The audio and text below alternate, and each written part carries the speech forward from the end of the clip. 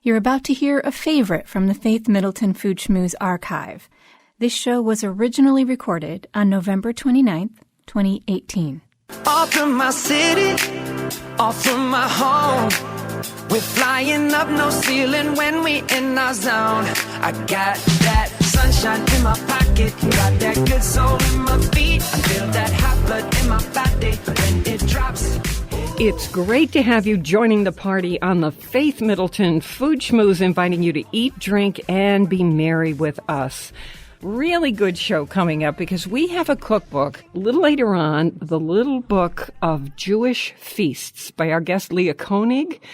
We all use butter from time to time, the 3 top-tasting butters, thanks to the Cook's Illustrated Tasting Panel, along with a few of their terrific kitchen tips and surprises. We never know exactly what's going to happen on the show. Robin's music choices get us in the mood. We love to party with you as you listen, wherever you are. I'm with my treasured food buddy, senior producer Robin Doyen-Aiken, senior contributors Mark Raymond, the chef and home cook Chris Prosperi, and from our sister public radio station in Phoenix, KJZZ, Alex Province. Hey, everybody. Hey, Faith. Hey, Faith. Okay, we are at the Big G Gateway Community College in downtown New Haven, where we use 5 gigantic professional kitchens, as you know. It's part of Gateway's culinary education program. The aromas are seductive in there, I will tell you that. Now, a question to start the show. Who was the inventor who died recently at age 92, and she had created one of the most treasured Thanksgiving side dishes? What was the dish she invented? Give them a second as they listen from wherever they are, because I knew right away that Chris Prosperi was going to be the guy who would know the answer to this. Okay, Chris. Green bean casserole. Green bean casserole. Oh, what a classic. I tell you what, I saw it in the paper, the thing that she passed away, and I almost cried. I'm like, that's such an American classic dish. So here it is. It's Dorcas Riley, and she invented, as Chris says, the classic green bean casserole.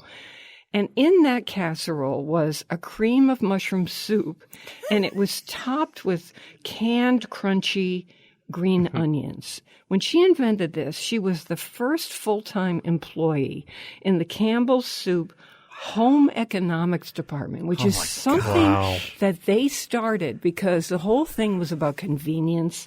She eventually became a supervisor and then invented this green bean casserole, and it was in 1955. And the idea was, awesome, as culinary historian Laura Shapiro told the New York Times, the impression that they hoped that this would give, and I think it did, was convenience with a touch of glamour.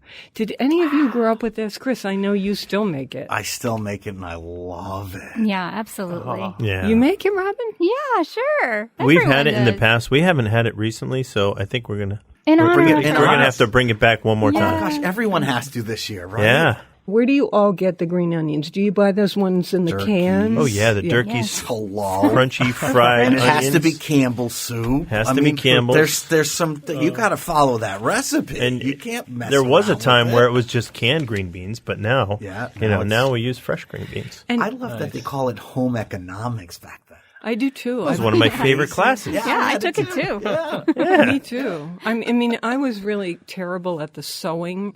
Did yours include sewing? Yes, I sewed a pillow, and the pillow that I picked to sew was a pizza. Oh. So I had to sew all these toppings on it. It was terrible. You made a lot more work for yourself than you needed. I know. That's the thing. I was like, well, maybe we don't need any more pepperoni on this pizza. You were in the gifted class. Oh, sure. I made a dog bed. Poor dog. You did not. Did you? I did. No. One side had fluff, the other side was on the ground. I feel like that's a waste of your talents, Alex.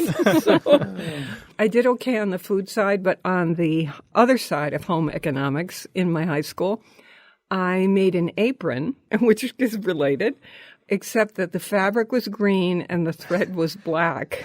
And they didn't like that. They just like said, what are you doing? I thought it looked kind of great, but, I mean, maybe I could get away with it now. But now, for sure. No. When I was in college, I made a dish for roommates and people who would come over, and it was sour cream, a can of cream of mushroom soup, chicken breasts. You just threw this all in together, and a half cup of dry sherry. Oh. You stirred it up, and you baked it in the oven at, I'm sure, 350 degrees. Yeah. And it was... Honestly, at least in my memory, I really should do this again to see if it really was good. Oh, yeah. It was so, everyone would say, this is delicious. They're like, let's go to Faith's room. Let's go to Faith's room. She's baking tonight. I actually had an With a light apartment bulb. with a lot of people. Of course, I also bought a car and didn't have a license and told them to drive me around. But here's the thing. Would that also have been, because it was cream of mushroom, from Dorcas Riley's group? Possible. Because she was with the Campbell Soup people. I bet that was one of her recipes. There were and it so was many really recipes, good. right? There It were was so many delicious. I remember doing recipes with the tomato soup. I mean, they had books, they had lists, they had little like things like on the soup you could peel. Yeah, the there was label always back. recipes on the cans, right? Yeah. There still are. Yeah, I think it was one of the first convenience items, right? You would use it in other dishes. Just yesterday, we bought cream of mushroom and cream of celery because we're going to make a tuna casserole with the That's noodles. the classic. Sure, Oh, that's probably wow. one of her Classic, recipes too. Hey, are you going to put breadcrumbs on the top or just let that soupy mixture be the thing? I like it soupy, but I suspect Matt will put like panko on top because I think Yeah. he likes the crispy top. Oh, you got to have crunchy But I top. think I so. I agree, think we need Robin. to have a dinner party. Everyone comes to our house. We bring casserole, and you need a casserole carrier that Robin can sew, to keep them warm. Cozy. But you have to- casserole cozy. You have to- Casserole cozy. You have to wear my neon green apron. Home economics weekend at Alex. Oh, that Bring your sounds so coupons. fun. Oh, Yeah, that's so cozy.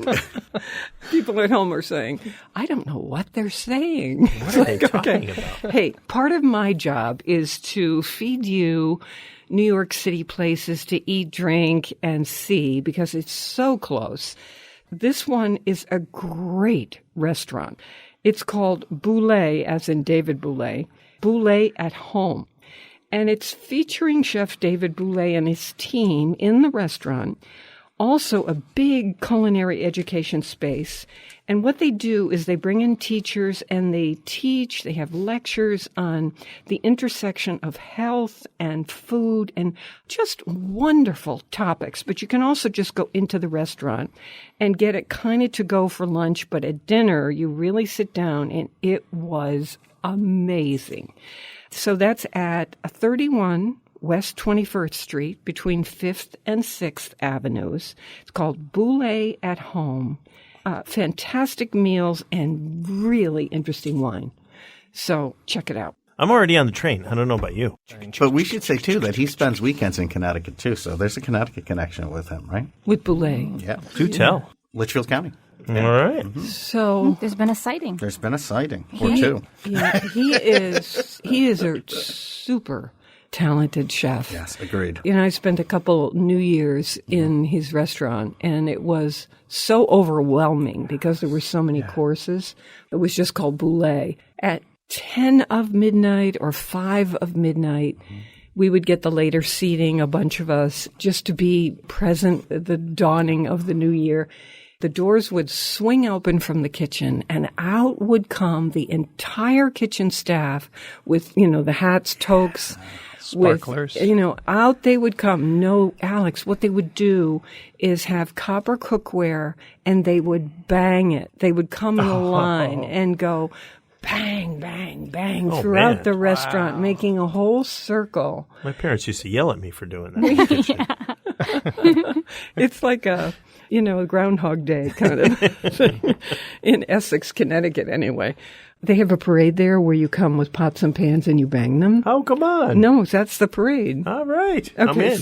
It was just so glorious. So I love his food and stumbled upon this iteration of his restaurant, and it is really worth going to. Boulay at Home. And the lectures sounded really interesting to me. And Alex and Mark in particular, because you're both wine guys, you would really appreciate the wine list. It's very unusual. And if you say to them, I'd like a glass of wine to match what I'm having. They're not picking by price. They're picking by what matches. I noticed that. So, okay. Hey, want to do some kitchen tips? Here's what we do. Yep. We cruise blogs and vlogs and print magazines, radio, TV shows about food. And when we find something great, our philosophy is we like to salute our colleagues. We wanted to salute Cooks Illustrated. We seem to do that many times because their tasting panel has recommended, we're going to get to this, the best butters. But they also have their tips. So we got a break coming up, but let's do a few of them. Alex, you have one that's a favorite of mine because I have started having toast every morning, and this is something that drives me crazy. Go ahead. So this is a great one. If you forgot to put your butter out the night before for your toast, and you take it out of the refrigerator and it's rock hard, all you have to do is unwrap the top of the butter, use a vegetable peeler, and you can shave off this really thin little ribbon of butter that you can sort of cut and put right on your butter, right on your toast, and Butter it's perfect.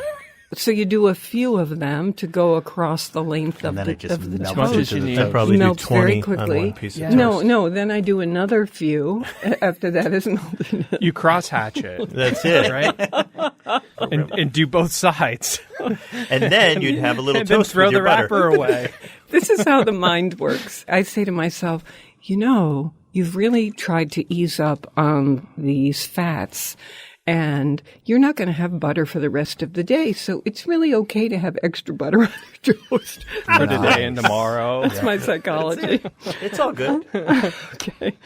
Robin, give us yours before we take the break. You know how boxed broth can sometimes splurt and splatter and glug out of the container? Oh, yeah. Mine does. Yeah. This tipster has found a way to make it go into the saucepan nice and smooth without making a big mess on the counter. And that is, instead of having the spout close to the saucepan where you're doing the pouring, you actually rotate the container, that paper container, and you have the spout closer to where you're holding the container. On top? Yes, on top. And you pour it that way. And it gives that broth a little arc right into the saucepan. No splurts and splatters all over the counter. Good I idea. don't know. It's not fighting for the air. Who came up with this? I don't know, I but love it's that idea. just I do spill fantastic. it a lot. You do a lot of I use a lot of that stuff, and I spill it. But all this time, I've been blaming myself. Yeah, see? Thank you, Trick. Robin. Okay. Yeah. Use this guy's Robin, tip. isn't, I like that. isn't there a way to cut the top that actually makes it pour better too? Oh, that's an excellent idea, too. Like the way you would do with a milk container. Yeah. Yes. Yeah, I know what you mean. That With a little triangle. hacksaw. Yep. Electric saw. Your teeth. Pair of scissors. Turkey carver. So listen, Vegetable peeler. We have more of these. What's that? Or a cleaver. You could use a cleaver. Okay. Yeah. We're going to take a break, and then when we come back, we're going to have more of these kitchen tips. I'm going to tell you the results of which butter is most delicious, and all kinds of other things. More mouth-watering conversation and fun ahead on the Faith Middleton Food Schmooze. I hope you will make a charitable contribution to feed the hungry.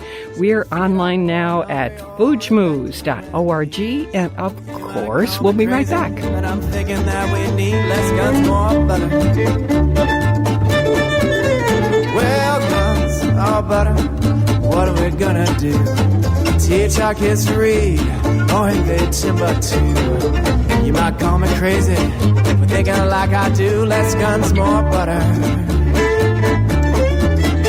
Hey, our president, he loves his little toy soldiers so much he sends them out to hell and back.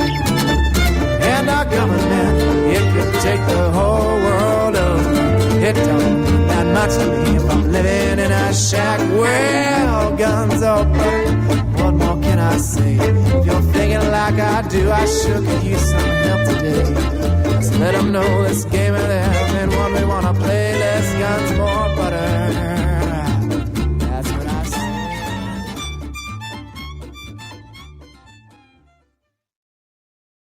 You're listening to a rebroadcast of the Faith Middleton Food Schmooze. This show was originally recorded on November 29, 2018. Beans and corn. cornbread.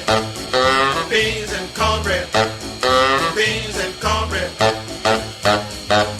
Beans and cornbread had a fight. Beans knocked cornbread out of sight. Cornbread said, now that's all right. Meet me on the corner tomorrow night.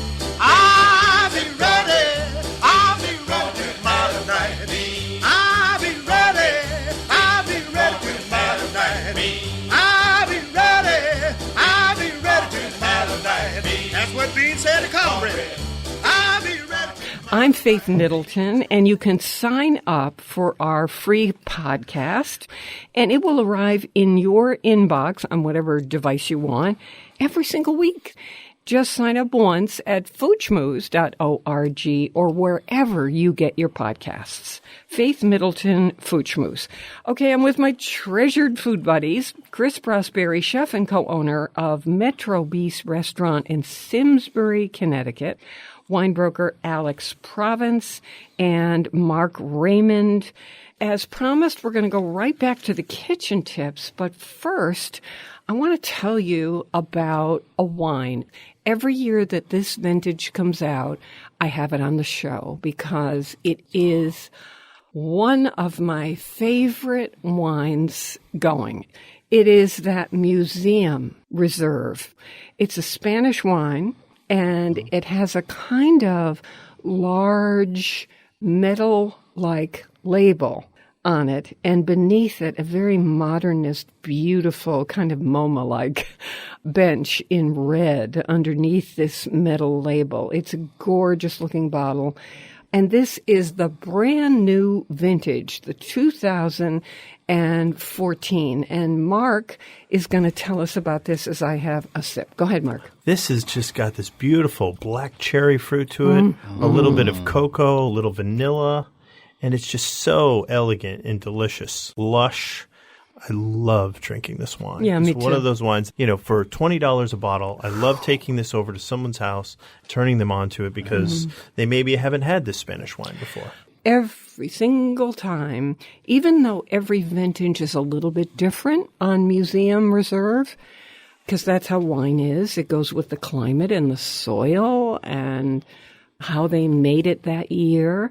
And this one is a little tiny less Bing cherry, but jacked up on the elegance. And so I would say to you, if you are bringing a wine to somebody's house, $20 is a perfect price point. And this is a wine to be proud of. And it goes with everything.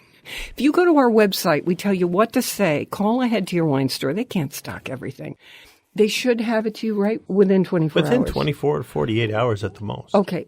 When you have a wine, and we taste a lot of wines in the $20 price range, and they taste like $20 wines. We know what $20 wines taste like. As soon as I take the first sip to the last sip, I think I'm drinking something that's more like a $40 or $50 bottle of wine. For sure. And that's why we keep bringing it up, I think, for me anyway. Spanish wines are underrated. Yeah. I mean, they really have a lot of value to them. I'm intrigued by your comment that Spanish wines are underrated. And I think a lot of people kind of back away from them and wines from other regions. If it's a super bargain, of course, people will pay attention. But I kind of have this feeling that it's true. There are these gorgeous Spanish wines, and, the words make people scared, and they don't understand what the grapes are. And they're real, they're authentic, they have history. Spain's been making wines for thousands of years, as long as the French are longer, and Spain competes against France and Italy, and Italians are so good at marketing. But if you want authentic, real wine, Spain is one of the places to look. Whites, reds, cavas, they do it all. This museum, this is 100% Tempranillo. Tempranillo is a grape that we talk about a lot, or that you see in your stores a lot nowadays, in the Spanish section specifically. But this is old vine Tempranillo. The average age of the vine here is 100 years old. wow. There was a time where they, not so long ago, where they were ripping up all the vines and replanting wheat for food for the country. And so to find an area like this that still has old vine Tempranillo is so unique. The area Cigales, this was an area that is 3 meter deep in stone, so they couldn't grow anything else in here, so they really just left the vines alone. Yeah, Mark, and when you look at those vines, right, aren't they more like little bonsai trees? I mean, it's not like a vine. It's more like a gnarly pinyon pine or something with... They're not irrigated, so roots go down like almost 100 feet looking for water. It's funny because you talk about, typical vineyard sites that you would look at, and you'd see, rows and rows and rows for miles and miles and miles. And you get into this vineyard and you'd see there's one bush vine here, and then, 9 meters away there's another one, and then 9 meters away there's another one. So you're looking over a vast area of a high plateau that has just like these little bushes growing. When you see Tempranillo, you think it's going to be kind of more on the simple side, but because these vines are so old, this is a complex wine. It really is. And that means when you have a wine with some complexity that's going to be beautiful with food and can handle anything that's on the plate. So with the holidays here in our midst, this is a beauty. Museum Reserve.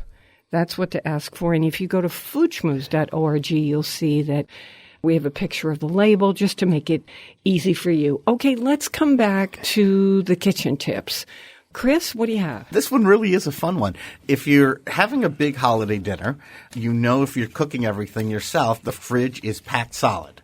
To chill the soda and beer and any kind of wine that you want to get cold. For a crowd, especially if you're having 10, 15, 20 people. Think about how much beverages that can be, and you don't have the cooler space or refrigerator space. What this woman does is she has a top loader washing machine, and she fills it with ice. And then she just uses her washing machine as an ice cooler. The next day, all you have to do, the next day it's all melted, and you just have a washing machine filled with water. You just hit the spin cycle. It spins and drains, and you're done. It's genius. It's so clever. It's genius. It's genius. I feel like this is a tip where, at first, all her friends made fun of her for this idea, and now they're all doing it. Oh, yeah. I'm going to be getting a little that. fabric softener. Well, it depends where you have that washing machine. If it's down in the basement, you got to keep it going. I would wash my towels after. I don't know. I just think it's a really cool idea. And you're right. When you show someone what you've done, they're going to copy this because this one's a good one. I guess my question would be, are you comfortable with people going into your laundry room for wine? No, you would get it. What else do you have hanging in there? It's a place people are going to see. It's a place to store the wine. It's not the bar. I know. I might unplug the machine, though, just to prevent my friends from turning it on.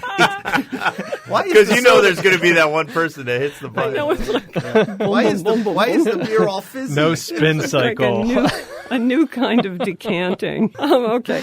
Well, Spinning martinis in there. Here's the final tip. I'm someone who burns toast because I want it to get dark enough, and then I'm distracted because I've started reading the Times or something. And, of course, we all know about keeping our cookies in too long. I like my cookies quite dark. Oh, crispy. And then it can cross over into a little bit burned. Mm-hmm. This is something that I do, and I was excited to see this tip. So this was someone saying that she rescues her burned cookies that aren't too far gone. Sometimes it's like a piece of charcoal. But she takes one of those rasp-style graters, and I have like them. Like you do for the lemon zest. And you just scrape the most burned parts of the cookie. I totally love and it comes off. And I do that with my toast. Yeah. Oh, yeah. When I with go too far. Over the sink, right? Knife, yep. Either a knife or one of these raspers. I do the exact same thing. And it saves the toast. It saves the cookies. Right. And I think that's pretty great. Mark, what do you have? Oh, I got this real cool one from one of our listeners, Ellen Cole from Old Lyme. We all have that problem with brown sugar, right? It always gets hard, rock hard when you put it into the cabinet. Then you throw it away. What she does is she puts a tea bag into the canister. Really? And her Ziploc bag or whatever your holding container is for your brown sugar, you put a tea bag into that container. No, a dry one. Like a regular tea bag. Yeah. I've never and heard it'll of this never. one. I've never heard of it either. Never. I'm heard of trying it, yeah. though. Oh, I've heard definitely trying it. I've heard peels. apple, banana. banana I've heard peels, all kinds of fruit. Yeah. This sounds what like a clever magic. idea. Dry tea Yeah, bag. A dry tea bag. Thank you, And that Ellen. keeps it moist. All right.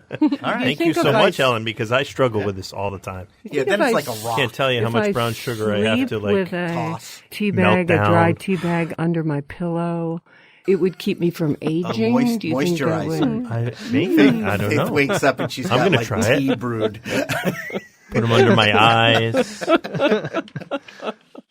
All right, remember I said that we were going to feature from Cooks Illustrated their tasting panels test of unsalted butter. I'm intrigued by that. So this is really interesting to me because I do love butter. I pay attention. I try different ones. The number one Drum roll, is please. called Challenge Butter. Don't know that I one. have never seen this. It's from California, but now it is being distributed in 50 states. So I'm imagining in our region you can find this. Gotta look that up. Challenge Butter. They made a pound cake with it, and the chief taster said, I cannot imagine a better butter for a pound cake than this. Pricey? $4.49 a pound. Not and horrible. I don't That's not know. By the way, they say the best butters are wrapped in aluminum foil Like the old school. as opposed to wax paper and whatnot. Now, it may be a subtle difference, but they said aluminum foil, so much Maybe better. keeps the light out. That's interesting. Okay, what's number two? So Challenge is number one. Number two, Kate's Creamery. Don't know that one either. Yep, $5.99. So And where's that from? $1 plus more. Made in Maine. A close second to Challenge. Very, Really? very good. Made with sweet cream butter. Kate's look Creamery. for that one, too. So we've got one Challenge, two Kate's, third Land O'Lakes. Oh, yeah. Love it. Classic. And that's classic. That is. Yeah. Yeah, that's Grew up on that. That's Yeah. I grew up and I still use it at home. Very because that's what- straightforward, yeah. familiar. Yeah, tastes Now, like childhood. When I tried Kerrygold, which is number 4, Yeah, I Irish. loved it. That Irish I butter. like it. Yeah, I like it a lot. but different flavor profile than the other ones, right? Yeah, it's wrapped in parchment, even though the outside is in foil. They said it's like the cows ate a lot of fresh grass. Very flavorful. That's what I found. Yep. Complex, grassy, tangy, cheesy. Kerrygold, pure Irish butter. And how much? $7. Yeah, that one's expensive. That one is in my 58 supermarket. I cents. pass It goes on on that sale, one. though. It's interesting, but depending on what they were doing with it to taste, like they were making a pound cake, I wouldn't use it, the Kerrygold, for the pound cake because it has that grassy, stronger taste. Right? For a pound I like cake, the way you're thinking. you're looking for something else. Like if you're finishing a sauce, maybe you want that. Or if you're just spreading it on your toast, right? That cheesiness that you get out of the Kerrygold. Yeah. Do you want that in your pound cake? More Have you things guys to made worry about. buttercream frosting More things recently? too. It's basically just half sugar and half butter. Well, that would be a And good then- place to use a good butter. That's what I'm thinking. That's where using a butter that tastes good is really going to be worth it, I think. Do you know Yeah. what butter I use at the restaurant? Not at home because I can't find it in President, supermarkets. I hope. No, it's not. It's I actually use Cabot. Yeah. I From Vermont? find, and some of the milk comes from Connecticut, right? It's a conglomerate of farms that each put in, and some of them are in Connecticut. Why do you like it? Again, it has a really creamy texture. It has a subtle flavor, so it can be used in lots of different things. That's the thing you got to watch out when you're tasting the butters, because if it has too strong of a cheesy kind of note to it, maybe that's not good in your buttercream, right? You Right. gotta, Cabot, I just found to be the most neutral, but still have some really great flavor and still really creamy. The way I test too, and you can check this out, is I melt them down. Yeah. Right? Because butter has water in it still a little bit. So when you want a high fat content butter. Fat. So it's not just flavor, it's how much fat. And Cabot for me has a lot of fat. So when you melt it down, you don't get a lot of water or whey coming out of it. Do you guys like a baguette with a slather of a lot of butter and then ham? Who doesn't? Of course. Oh, hello. Is that not just like the best thing on the planet? Oh, Such yeah. a French thing. You know, you see, when you go to Paris, honestly, you'd think it's a Jambon. cliche. But really, they are buying these paper-wrapped baguettes that are smeared with butter on both halves. Smeared. And then this jambon, Nathan a Lane. piece of ham, sometimes Salty. cheese, Oh. but you don't even need it. And they're walking around, going here and there, and chomping on They're all this smiling. thing. He's It smiling. is, All besides smiling. that, I don't know. It's There's no butter butter. and ham, I guess. But that, Yeah. That's it. Nothing But else. that butter melts in your mouth. And the 'cause it quality has of the such- baguette, it's unbelievable. High fat content butter. If you were making it for someone, you would think there's not enough ingredients to make it good. But just a baguette, a lot of Yeah. butter, and a thin piece of ham. Here I come back to my question. Why are we having dinner parties? Why don't we say, here is a baguette wrapped in brown paper. Welcome to my party.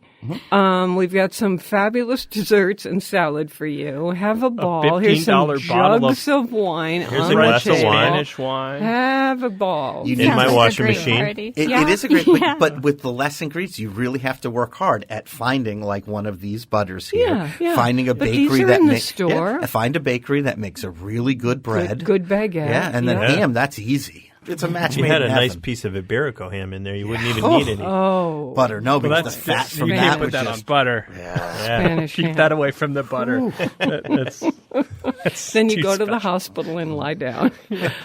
Coming up, we have the Little Book of Jewish Feasts, the classics in Jewish cuisine. I don't care, Jewish, not Jewish. You're going to say to yourself, I have to make that.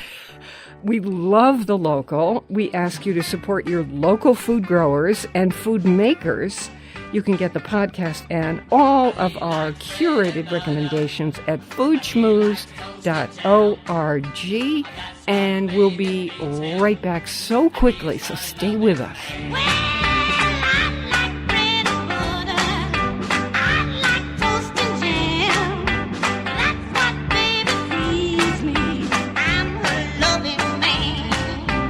He likes bread and butter. He likes toast and jam. That's what his baby feeds him. He's a loving man. You're listening to a rebroadcast of the Faith Middleton Food Schmooze. This show was originally recorded on November 29, 2018. Oh, Hanukkah, Hanukkah, come light the menorah. Let's have a party, we'll all dance a hora. Gather round the table, I'll give you a treat. Dreidels to play with and latkes to eat. Hanukkah, oh Hanukkah, come light the menorah. Let's have a party. I'm Faith Middleton. This is the Food Schmooze Party, offering the richness of life and coming to you in Connecticut, Rhode Island, Massachusetts, and New York including Westchester County, the east end of Long Island. That means the Hamptons, too. The senior producer is Robin Doyen Aiken. We love her. And to hear the show on Connecticut Public Radio, it airs Thursdays at 3 and 9. Podcasts, our curated recommendations are always online at foodschmooze.org. I've been waiting for this because it's a wonderful little book. Leah Koenig knows how to cook Jewish food. And what I like about her new book called Little Book of Jewish Feasts is that it teaches me that to say she knows how to cook Jewish food is like saying someone knows how to cook American food. I'd say, what do you mean? What part of America? North, south, east, or west? So the question is, how do they celebrate certain holidays in the Midwest or the South in the United States? Food is so often regional. It can even be by neighborhood. And no matter where you live, there are some people who have recipes that are passed down, and that's what they serve. And I think those are the lucky people, if you ask me. Well, Leah Koenig joins us now, and after reading her Little Book of Jewish Feasts, I learned that the Jewish people, depending on where they're from, often feast in the tradition of that region. So in this book, you'll find recipes as Persian Jews made them, what Ashkenazi Jews make, recipes as Greek and Syrian Jews celebrate. And of course, we have Leah's recipe for the iconic American Jewish celebratory dish, brisket. Leah Koenig, welcome to the Food Schmooze Party. Thanks so much for having me. I'm going to start with what is one of my favorite recipes in your book, something often made by Persian Jews. When you hear these words, can you picture this? Persian chicken, walnut, and pomegranate stew. Leah, would you please paint a picture of what this looks like as it comes to the table? Sure. Well, just the teeniest bit of background. So the dish is called fesenjan, and it's popular throughout Iran. So it's not only eaten by Jews by any means, but it is such a central dish to Iranian cooking that Persian Jews adapted it for their own holidays and for their own tables. It's got sweet, tangy flavors. It has the richness of the chicken. It has a bit of turmeric in there, and it has this wonderful thickened pomegranate molasses, which is essentially boiled down pomegranate juice. So imagine the flavor of a pomegranate and then concentrate it. It's double the pomegranate through the actual pomegranate seeds that have that little gelatinous thing around each seed and these pomegranate molasses. It is a gem. I put a teaspoonful of this in so many things you can't believe it. Health food stores, for some reason, carry it. And of course, and it's widely available online also for folks who can't find it. I love Persian culture, and so I'm really happy. It was just interesting. Oh, thanks. Yeah, it's really beautiful because it's such a saucy dish, literally saucy, not, saucy, but it has this sort of brightness from the pomegranate seeds and the bright green parsley on the top. It's really stunning as sort of a centerpiece for the table. Chris, our chef on the show, made for us. We like to test a recipe or two from each cookbook.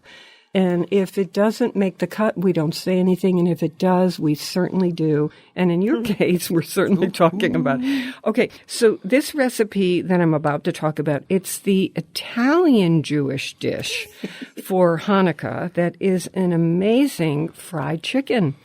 And what's unusual is that there is cinnamon in the spice mixture. Just a touch, but... Yeah, you can see it now at foodschmooze.org, including information about Leah and this book, Little Book of Jewish Feasts. Chris, tell me how hard it was or how easy it was. It is so simple. You take your thighs and legs, you pat them dry, mix up a little lemon zest, garlic, salt, pepper, a teeny bit of cinnamon, and some dried thyme. In a bowl? In a bowl, you mix that in, and then you just marinate your chicken in that, and it goes in the refrigerator for an hour or two to let sit and marinate, and all those flavors. So those spices go in a bowl big enough to hold the chicken pieces, and then you toss them in the spice mixture. Yeah. Let it sit for up to 2 hours, and then that cinnamon really, when you bite into this, you're like, wait, what was that, right? Oh, yeah.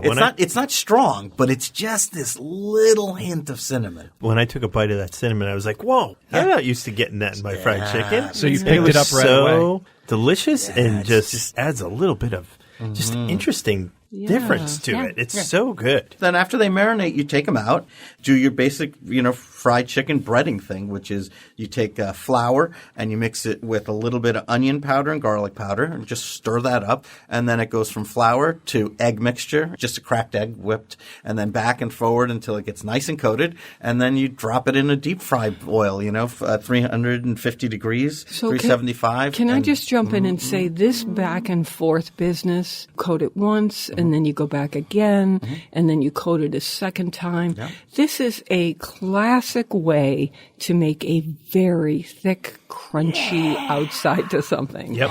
It's what chefs do all the time, and that we tend not to do at home. You can go back and do your coating a second time, as Leah does. Alex, I want to thank you for going online, because we didn't want to mispronounce this. Can you call it up, Alex? Pollo.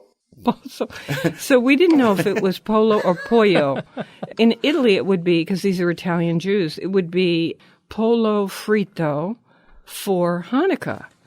Or you could make this any time. Leah, we loved it. Thank you. Oh, I'm so glad. I'm honored that you liked it. And one thing I just wanted to add is, in America, most people think about fried potato latkes as the kind of classic Hanukkah dish, but really the focus of Hanukkah is not potatoes or, fried potatoes even. It's just the concept of frying, because there's a sort of miracle of oil story in the Hanukkah story. So, around the world, it's one of the ways that you see the diversity within Jewish cuisine, because in Italy, fried chicken is the way that they celebrate. They wouldn't want to eat a potato latke. So I just really like how you can take this kind of central concept and it kind of finds its own expression depending on where you're cooking. Yeah, see, there are regional differences. Of course, it's like Red Sox and Yankees. I don't understand why someone wouldn't want to eat a giant potato latke. I really don't. It's one of the greatest things I've ever had in my life. It's just Well, French fries and fried chicken go well together, so latkes. For sure. Oh, now you're talking. Okay. We couldn't resist, when we were going through the book, coming back to another of the Persian recipes. This is a take on a frittata. It turns out that this frittata is a favorite for Hanukkah, or if you ask me anytime, again, posted at our website, foodschmooze.org. Thank you for that, Leah. Can you tell us about this? Sure. This is actually another Persian dish, and they call it a kuku. The one that's best known is called kuku sabzi, which is basically eggs that bind together a whole mess of bright green herbs, and it's, popular throughout Iranian cuisine. In this book, I focused on an eggplant kuku. So you have sautéed eggplant and some fresh oregano and a bunch of parsley, a little bit of turmeric, and I like to put in fresh feta because I think it pairs really well. The kind of brininess with the eggplant. With the eggplant. Get this gorgeous, golden, beautiful dish to put on your table, and it's quite lovely. And because it actually does have a decent amount of oil in it, not a super unhealthy amount, but a generous amount, that is why, again, it's a Hanukkah dish, because of the oil. I know. This is the funny part. We always laugh on this show about what is the healthy amount. We love olive oil. So the amount that makes it taste good, right? Yeah, That's right. Exactly. Perfect balance of taste. So we have a trick on the show, Leah, where we tell people how to use butter or oil. It could be bacon fat, it could be duck fat, whatever you have, as a flavoring agent as opposed to a giant ingredient. So we'll say, look, if you have trouble with this, make the recipe, substitute something, and then at the very end, take one small scoop of olive oil or butter and just drizzle it across the top or melt it across the top. And it gives the impression of the actual flavor. Are you okay with that? In theory, that sounds great. I mean, I also really like to pair heavier dishes with a bright green salad on the side. So you're kind of getting balance across the plate, if not in a specific dish. That's a good one, And a long hike. Yeah. And a long hike, sure. I am kind of famous for loving brisket. There's someone here in Eastern Connecticut, Francine Sears, who makes a brisket that every year makes me fall to my knees because it is just so spectacular. Now, we didn't make this before the show, and I'm very sorry, though I'm glad Chris made what he made. It's a balsamic and brown sugar brisket, which is brisket cut, pepper, vegetable oil, red onions, garlic cloves, bay leaves, beef or chicken stock, balsamic vinegar, and red wine vinegar. To what degree is this that kind of sweet sour thing? This is a kind of updated take on what I think has sort of emerged as a classic brisket flavoring in America. A lot of people are familiar with brisket recipes that use chili sauce or barbecue sauce or even Coca-Cola in the South. That's a regional, or Dr. Pepper, that's a regional ingredient that people have used. I love the kind of sweet and tangy contrast that those ingredients had, but I wanted to find a way to do it in a way that felt a little bit more fresh and contemporary. So pairing balsamic vinegar and just a hint of red wine, because I feel like the two kind of balance each other out, with about a third cup of brown sugar, really gives it that sweet and tangy flavor that pairs so beautifully with the savoriness of the meat. Also, I have a personal love of onion powder. I think it gets a bad rap in this country because people think of it as like They think of onion soup mix, which is not what I'm telling you to use. I'm telling you to use real granulated, fresh, dehydrated onion powder. And it just adds such a concentrated oniony flavor. Where do you get that? Oh, any store. McCormick's makes it. Look for onion powder in the spice aisle and you'll find it. Paired with fresh onions in the brisket, it's just so deeply savory. It hits that umami note on top of all of the sweet and tangy. I really want to have this right now. I know, I do too. I know, I'm disappointed I didn't make it. I know. Alex, I don't know why I think I'm going to make it this weekend. Yeah. Can you make a brisket for two, or does it have to be massive? No, it has to be massive. Actually, 13 pounds minimum. Yeah, it does freeze. You can well, freeze so it, you don't yeah. have to eat it all right away. Yeah, But you can't eat it all, though, right? But the flavors, but you could if you wanted to. Yeah. The flavors do concentrate when you freeze it. It's kind of interesting. I had a friend who made a chipotle brisket. And so I wanted to add, if you're someone in your recipes who likes heat, you can take any recipe from Leah Koenig's book, Little Book of Jewish Feasts, and sprinkle in some hot peppers or cayenne or whatever, jalapenos even. Would you say this brisket tends toward the slightly sweet or the slightly vinegary from the balsamic? I really work to make it pretty well balanced. It does have a sweetness to it, but it's not cloying. It's not overwhelmingly sweet by any means. And especially because the brisket brings its own flavor, right? It has all the savory stuff going on just from that, and there's onions and garlic. So it's a really nice kind of sweet and sour mix. This recipe sounds absolutely amazing. I can't wait to make this. We're all making brisket tonight, I have a feeling. Yeah. If not for the holidays, yeah. No, happy Hanukkah. Then too. Wow, happy Hanukkah. This is going to be on a million tables. I just know it. So, Leah, as you celebrate Hanukkah, what's on your table? Well, I have a 4-year-old, so I'm always thinking about things that he will actually eat. Last year we made sweet potato latkes that he really liked. So we might do that again. I always like to serve brisket with latkes. It's actually a traditional pairing, and the juice from the brisket soaks really nicely into the latkes. And I also make my mom's applesauce. She has a very simple recipe, but she doesn't peel the apples. So it gets the pectin or whatever that's in the peel specifically gives it this really velvety texture. If you use red apples, it has a gorgeous sort of like rosy blush to it. I always only make her applesauce, which is the most common topping for latkes. Do you have wine with dinner? Yeah, if I'm doing fried food, I like to have something sort of effervescent. So we'll either do something sparkling like Prosecco and make it kind of festive, or more kind of hoppy beer even. Oh, wow. I've seen through the years, this past decade, that kosher wines have become so, remember back in the day, they were these kind of crazy, grape juice. They have become, although that is part of the tradition, I remember back 1,000 years ago drinking the sweet Mogen David. Over the years, there have been so many vineyards, basically in Israel, who've started doing kosher wines that are just exquisite. There were one or two I've had is among the best wine I've ever had. Yeah, there's actually also a great kosher winemaker in California called Covenant. Their wines are spectacular, and if you weren't a kosher consumer, you would still totally want to drink it. Enjoy it. Yeah. But there's been some exciting developments over the last probably 10, even 20 years in kosher wine. So it's a much broader landscape. And it's Israel for sure, but it's also South Africa and Italy and Spain and other places that make great wine are getting into that world. So, True. Yeah. Well, just as you said about the wine, I would say this about this book.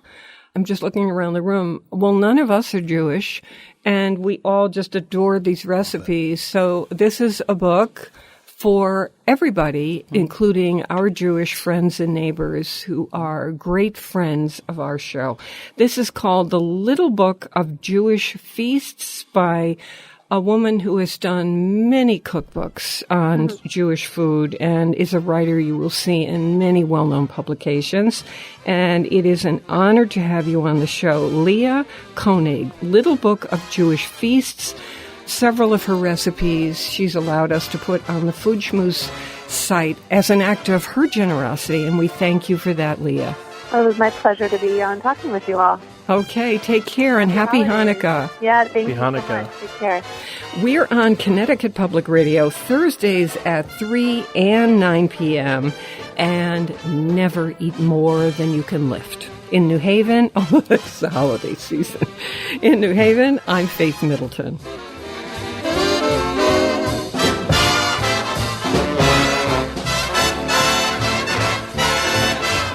Everybody eats when they come to mind.